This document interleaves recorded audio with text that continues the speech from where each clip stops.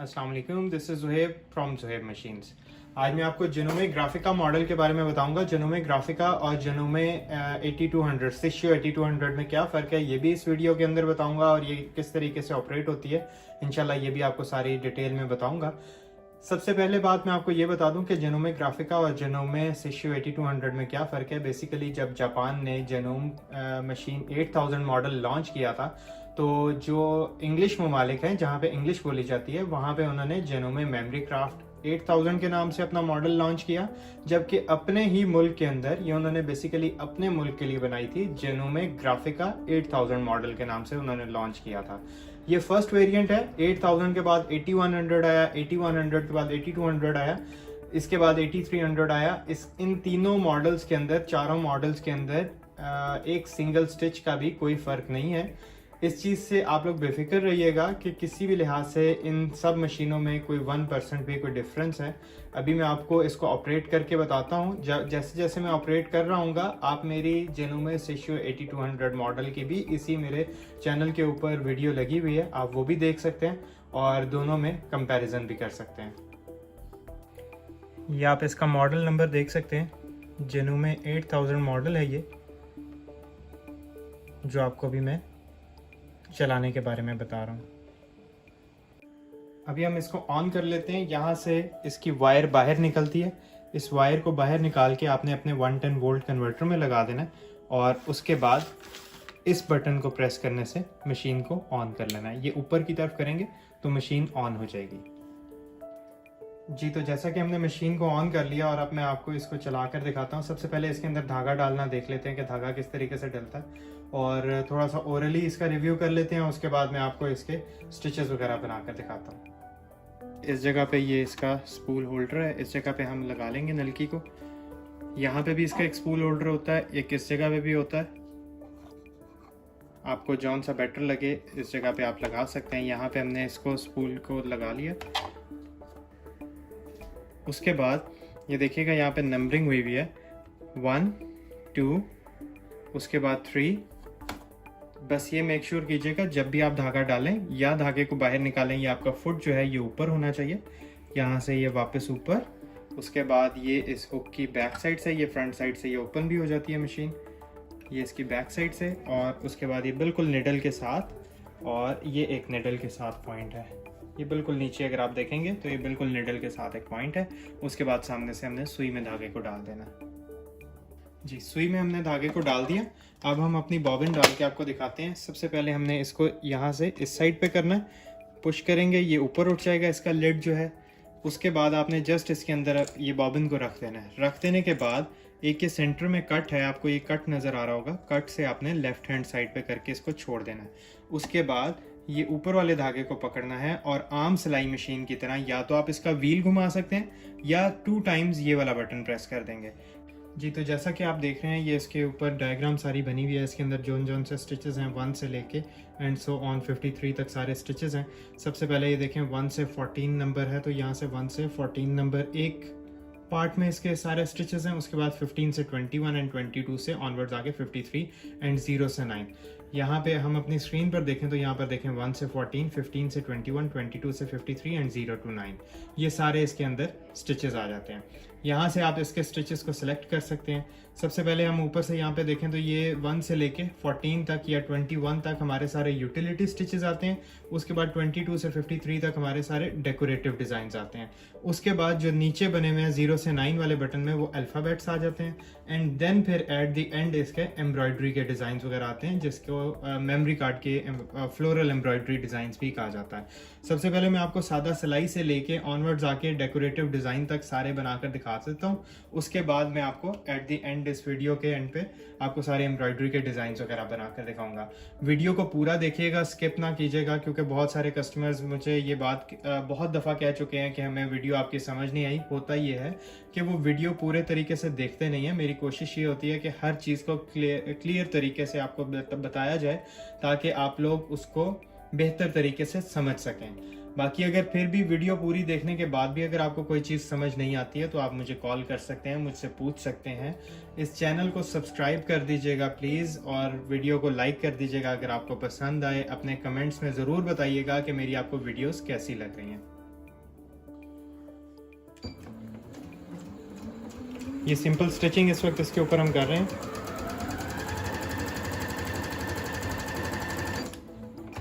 यहीं से स्टार्ट होगी, यहीं से स्टॉप होगी। उसके बाद आप इसी तरीके से जब आप इसको स्टार्ट कर रहे होंगे तो यहाँ पे इसकी ये स्पीड आ जाती है, यहाँ से स्लो हो जाती है। ये आपके अपने हाथ में, आप जितना भी करना चाहें। ये मीडियम है, ये फास्ट, ये मतलब ये फुल फास्ट आ जाती है। इसमें ये देखिएगा, यहाँ से हमने इसकी जिगजैग को सिलेक्ट कर लिया और उसके बाद यहाँ से हम इसको स्टार्ट कर देते हैं।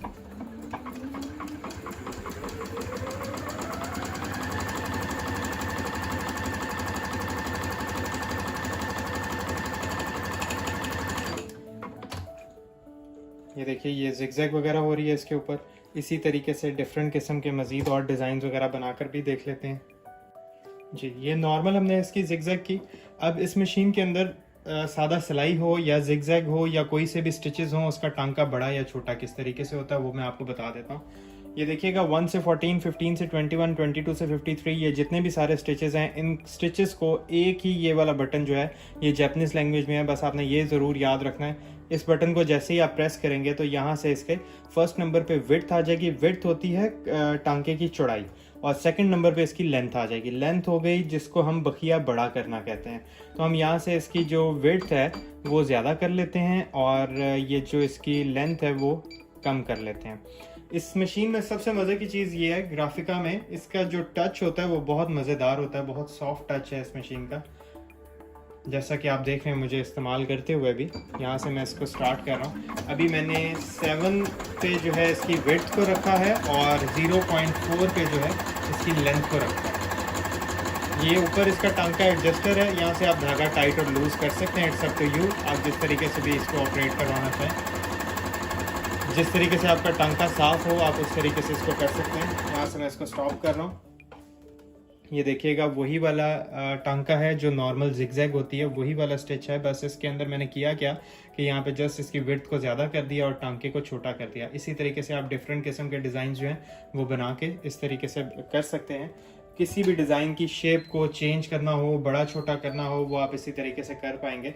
अभी जो इस फुट के ऊपर काम हो सकते हैं वो मैं आपको बता देता हूँ। सबसे पहले मैं आगे आता हूँ 22 से 53 वाले डिज़ाइंस पे। तो यहाँ से देखें, ये डिफरेंट किस्म के डिज़ाइंस आ रहे हैं। यहाँ से बिल फर्स्ट में 28 नंबर वाले स्टिच को सेलेक्ट कर लेता हूँ और यहाँ से इसको स्टार्ट कर देता हूँ। ये इस वक्त हमारा A फुट लगा हुआ है इसके ऊपर। आप F फुट भी लगा सकते हैं। F फुट ऊपर इसके ट्रे में पड़ा होता है, वो भी मैं आपको सारे फुट्स वीडियो में ही दिखा देता हूँ कि मशीन के साथ कौन कौन से फुट्स साथ आते हैं।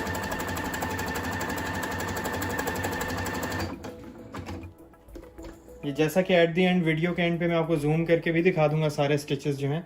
अभी मैं आपको एक दो स्टिचेस और बनाकर दिखा देता हूँ। 22 से 53 वाले स्टिचेस पे आगे जाते हैं तो ये 30 से 37 एंड नेक्स्ट इसको दोबारा दबाते हैं तो 38 से ऑनवर्ड्स आगे 45। तो हम ये 44 नंबर वाले स्टिच को ले लेते हैं और यहाँ से हम इसको स्टार्ट कर देते हैं।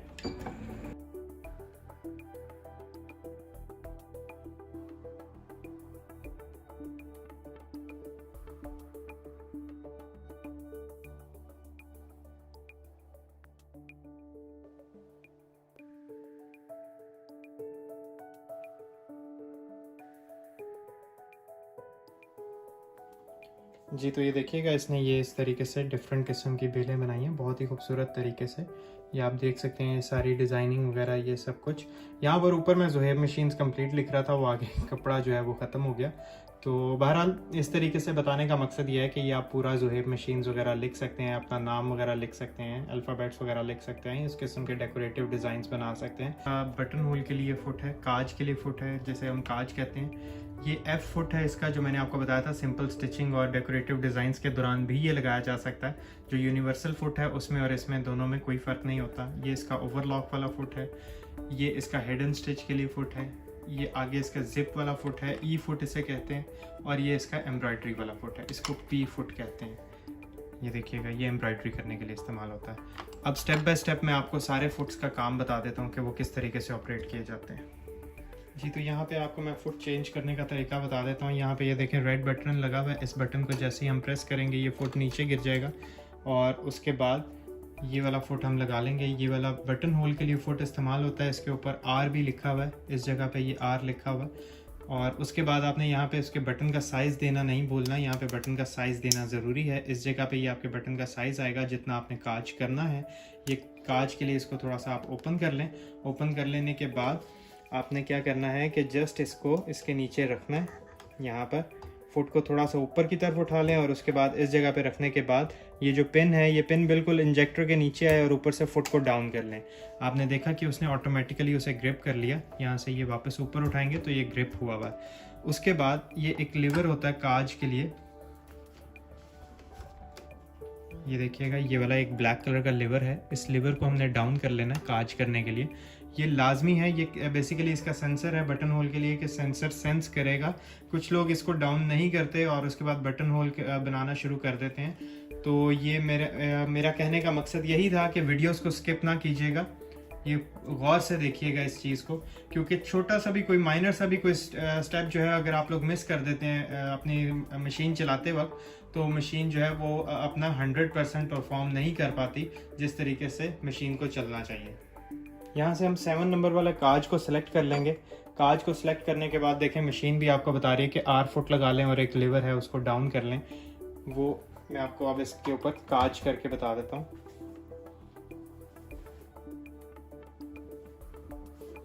जिस जगह पे आपने काज करना है वहाँ पे बेशक आप चौक के साथ या मार्कर के साथ या पेन के साथ निशान लगा लीजिएगा।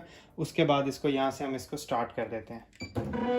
अब ये मशीन ऑटोमेटिकली उतना काज बना के खुद ब खुद स्टॉप हो जाएगी जितना कि हमने इसको साइज़ दिया है बैक साइड पर। एक्स्ट्रा थ्रेड ये मैंने इस वजह से पकड़ा है, ये एंड पे हम इसको रिमूव कर देंगे।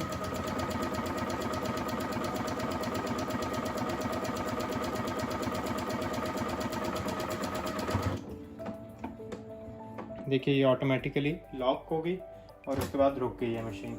यहाँ से इसका ये कटर लगा होता है बैक साइड पे, यहाँ से आप इसको कट कर सकते हैं। उसके बाद ये देखिएगा ये इसका काज हो गया। काज बहुत नीट और बहुत परफेक्ट तरीके से इसने बनाया है। सेंटर से किसी भी चीज़ के साथ आप इसको कट कर लीजिएगा और ये काज कंप्लीट हो गया। अब हम इसके ऊपर ओवरलॉक कर लेते हैं। ओवरलॉक करने के लिए हमें ये वाला फुट रिक्वायर्ड होगा। ये इसका C फुट है और C फुट को लगाने का तरीका भी बिल्कुल सेम ऐसे ही है जिस तरह हमने बटन होल वाला लगाया था। यहाँ पे इसको नीचे रख के यहाँ पे इसको अपने ऊपर से डाउन करना। ये देखिएगा ये लग गया। उसके बाद इसको वापस ऊपर कर दें जी। तो ओवरलॉक करने के लिए हमने ये C फुट लगा लिया इसके ऊपर। उसके बाद जैसा कि हमें पता है कि कपड़े के किनारे के ऊपर ओवरलॉक होती है और ये मशीन 2 किस्म की ओवरलॉक करती है, 5 नंबर पे और 14 नंबर पे।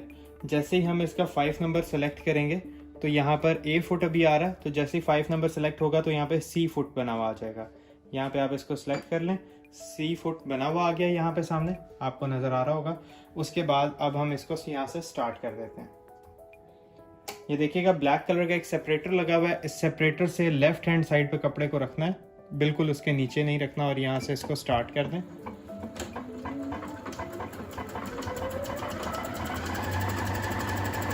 मशीन ऑटोमेटिकली कपड़े के एंड को लॉक कर देगी। एक मैंने आपको ये वाला बता दिया, अब मैं 14 नंबर वाली भी ओवरलॉक आपको चेक करवा देता हूँ।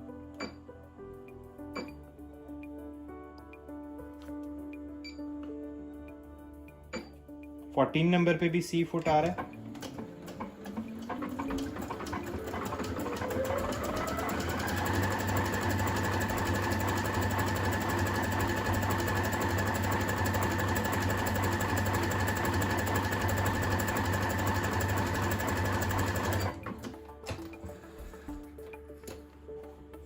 ये आप देख सकते हैं।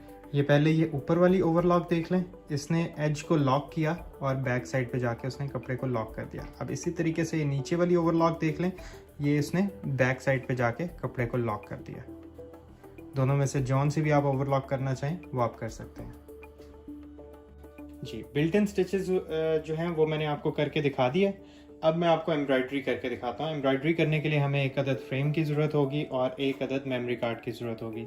मेमोरी कार्ड किस तरीके से डलता है और ये फ्रेम किस तरीके से काम करता है ये अब आपको बताते हैं। सबसे पहले हम ये लिड ओपन कर लेते हैं। इस जगह पे इसका मेमोरी कार्ड डलता है। जस्ट अगर 8200 और ग्राफिका में अगर कोई फ़र्क है तो सिर्फ और सिर्फ इस लिड का। उसमें ये होता है कि 8200 में जस्ट यहाँ से मेमोरी कार्ड डलता है और इसका यहाँ से ओपन होकर डलता है। इसके अलावा 1% भी इन दोनों मशीन्स में कोई फ़र्क नहीं है। ये देखिएगा, ये मेमोरी कार्ड इसका डल गया इसके अंदर। उसके बाद हम इसका कवर बंद कर देंगे। बंद कर देने के बाद अब इसके अंदर हम फ्रेम के अंदर हम कपड़ा टाइट कर देते हैं। कपड़ा लगा के उसके बाद इसके ऊपर एम्ब्रॉयडरी करते हैं। यहाँ से ये फ्रेम का स्क्रू ओपन कर लें। उसके बाद ये 2 पीस अलग हो जाएंगे। उसके बाद आपने अपने कपड़े को यहाँ पर रखना है।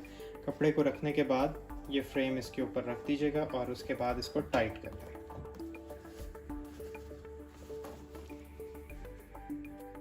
यहाँ से इसको हम स्क्रू को ओपन कर लेंगे एम्ब्रॉयडरी करने के लिए। स्क्रू को ओपन करने के बाद ये कंप्लीट बाहर आ जाएगा। उसके बाद हमें ये एक एम्ब्रॉयडरी के लिए फुट लगा देना है इसके साथ। यहाँ से स्क्रू को हम टाइट कर देते हैं। बहुत इजी है इसको लगाना। उसके बाद अब यहाँ पे हम फ्रेम को टाइट करेंगे इसके ऊपर। जी, तो एम्ब्रॉयडरी करने के लिए ये जो इसके मशीन के फीड डॉग्स होते हैं, दंदाल जो होते हैं, उसको डाउन करना होता है। तो ये देखिएगा, ये एक बटन है मशीन की बैक साइड पे, इसको हमने इस साइड पे कर देना है। जब हम स्टिचिंग करेंगे तो इसको वापस उस साइड पे कर देंगे और जब हम एम्ब्रॉयडरी करेंगे तो इसको इस साइड पे, राइट साइड पे कर देंगे। जी, तो हमने फ्रेम यहाँ पे टाइट कर दिया, मेमोरी कार्ड हमने डाल दिया। अब ये एक राइट कॉर्नर वाला बटन है, ये सबसे ऊपर, इस बटन को हम प्रेस कर लेंगे। जैसे ही हम प्रेस करेंगे तो ये देखिएगा सामने इसके एम्ब्रॉयडरी के डिज़ाइंस आ जाएंगे। यहाँ से 1 2 3 4 5 इस तरीके से सारे डिज़ाइंस आ रहे हैं। इसको नेक्स्ट कर देंगे तो यहाँ से 6 से लेके ऑनवर्ड्स आगे डिज़ाइंस आ जाएंगे। उससे ऑनवर्ड्स आगे चलें तो ये डिफरेंट किस्म के मज़ीद और डिज़ाइंस आ जाएंगे। यहाँ से हम इसका कोई सा भी डिज़ाइन सेलेक्ट कर लेते हैं।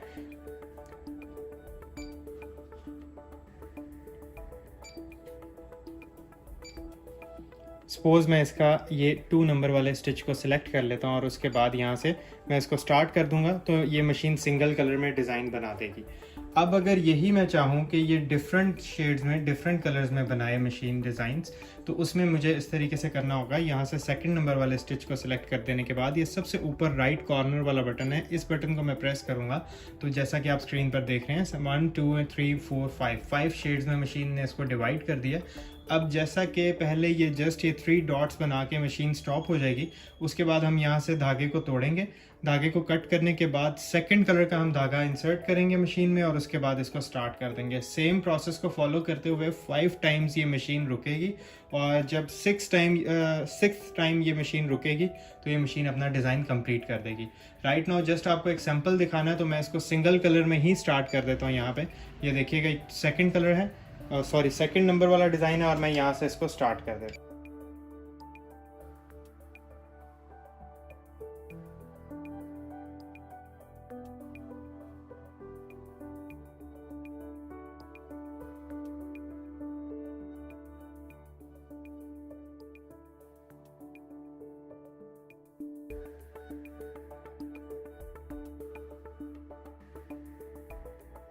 जी, तो इसने डिज़ाइन को कंप्लीट कर लिया। ये आपको मैं डिज़ाइन दिखा देता हूँ। बहुत ही खूबसूरत डिज़ाइन बना है, ये आप देख सकते हैं।